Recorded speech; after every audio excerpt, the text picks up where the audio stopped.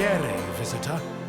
You are about to embark on a journey of discovery through the rich and fascinating history of classical Greece. You'll become fully immersed in the painstakingly detailed world built for Assassin's Creed Odyssey, which you are free to explore at your own pace, without any danger or time pressure.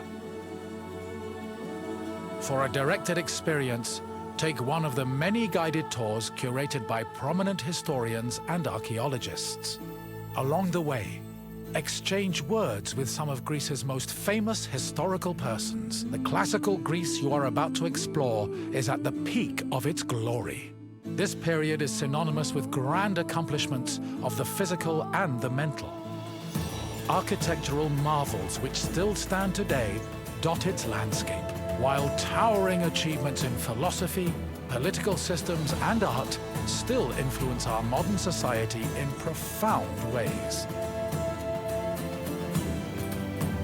We hope you become engrossed in the dazzling riches of ancient Greece and welcome you to your visit.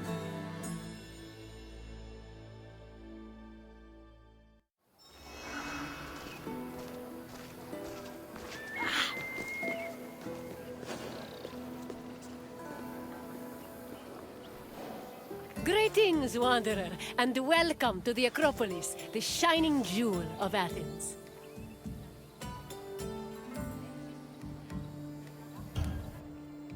The Acropolis of Athens is a bastion of art and culture worthy of the gods themselves. Within this citadel, you will find many important sacred buildings, as well as some of the most magnificent art in all of Greece. You are in for a very enlightening visit. When you're done, come find me, and we can discuss the things you have seen. Farewell for now.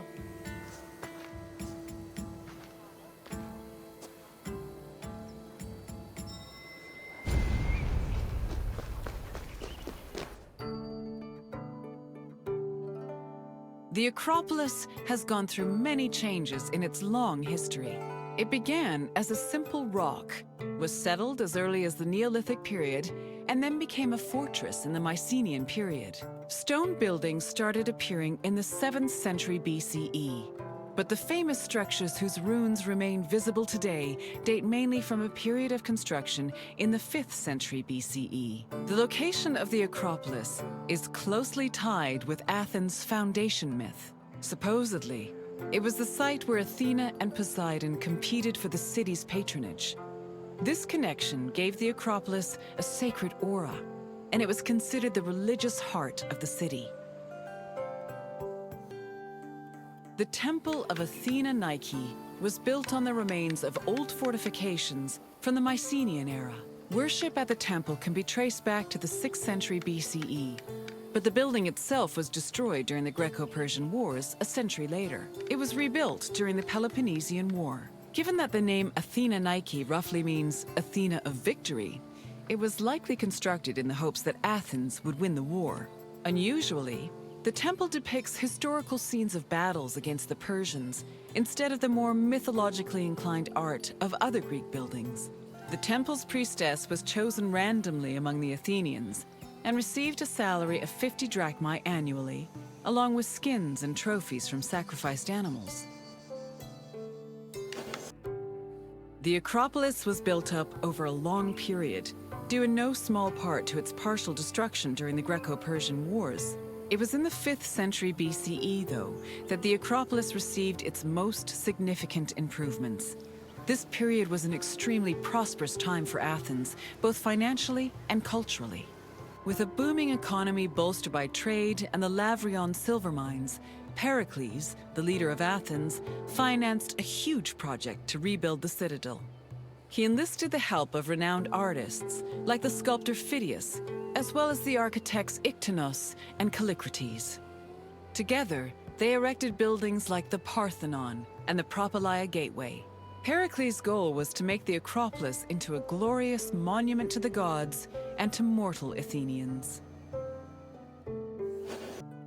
Behind the Propylaea was the giant bronze statue of Athena Promachos, or Athena who fights on the front lines. That name was reflected in the spear and shield the statue held in its hands. It was erected in the mid-5th century BCE by the artist Phidias. According to an inscription, it took 9 years to make and cost almost 500,000 drachmae. At approximately 10 meters tall, the statue was apparently so large that Pausanias claimed its helmet and spear tip could be seen from the sea near Cape Sunion, 60 kilometers away. The ornamentation on the statue's shield was engraved by the metalsmith Mies. The Aerophoroi were young girls between the ages of 7 and 11 who were in charge of special rites. A list of 4 girls was drafted by the Assembly of Citizens, from which the High Magistrate, the Archon Basileus, chose 2 to serve as Aerophoroi for the year. The girls lived in a house on the Acropolis. They were in charge of carrying sacred objects and weaving the peplos of Athena. The peplos was a sacred robe offered to Athena during Panathenaea, a festival held in her honor. The Erechtheion was an atypical temple. It was dedicated not only to Athena Polias, but also to Kekrops, the mythical founder of Athens, his son Erechtheos, and even Poseidon, the sea god who challenged Athena for possession of the city. The temple was divided into sections. The eastern part housed a statue dedicated to Athena, while the western section jointly belonged to Poseidon and Erechtheos. Meanwhile, King Kekrop's grave was believed to be under the caryatid porch. Under the temple was a crypt that was said to contain the sacred snakes of Athena. The snakes may have had a sweet tooth because the priestesses of Athena allegedly fed them honey cakes. The Parthenon is one of the most well-known buildings in the world and an enduring symbol of ancient Greek civilization. While it is located on the Acropolis, the building is not a traditional temple. It was built by the sculptor Phidias and the architects Callicrates and Ictinus as a great monument to the glory of the city of Athens. That glory is evident in its many carvings. One of the most carved monuments in Greek architecture, the Parthenon's decorations depict several mythological scenes. These include the birth of Athena, her fight against Poseidon for the patronage of Athens, the gods' battle with the giants, and the procession of the great Panathenaea. The Parthenon's inner chamber, or cella, contained a massive statue of Athena that was considered to be one of the sculptor Phidias's greatest masterpieces. The statue was chryselephantine, a combination of gold and ivory. To justify the steep cost of its construction, Pericles told Athenians that the statue was a gold reserve, which could be disassembled in times of economic distress. The cella also allegedly contained a pool, whose main purpose was to control the room's humidity, which helped preserve the statue's ivory. Athens' treasury was located in the Parthenon, where it was believed to be protected by Athena herself. The treasury contained objects of great value, acquired from different conquests, as well as a mass of minted silver coins and various offerings to Athena. Pericles also decided to move the entirety of the Delian League's treasure to the Parthenon in 454 BCE. This was a great testament to Athens' power over the rest of Greece. The riches were divided into 2 parts, the Demosia, which belonged to the city, and the Hiera Cremata, which was dedicated to the goddess and only used for religious purposes. And what did you think of the Acropolis? It truly is quite something, isn't it? A sacred sanctuary and an architectural marvel, all in one. If you have any questions, don't hesitate to ask.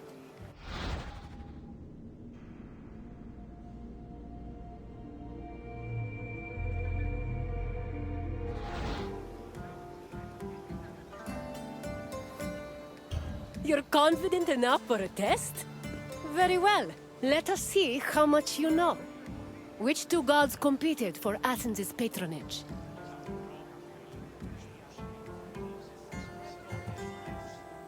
Correct. It was Poseidon and Athena who fought for Athens' patronage. As for who won, the answer is in the city's name. On to the next question. Who sculpted the statue of Athena in the Parthenon?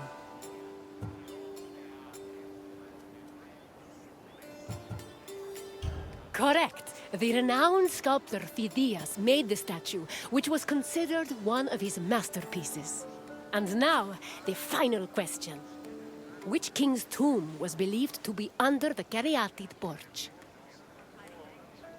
That is correct. Kekrops was the mythological first king of Athens, and his tomb was said to be under the Erechtheion.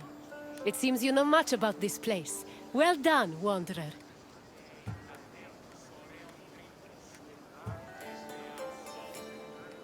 Very well. On to the next door.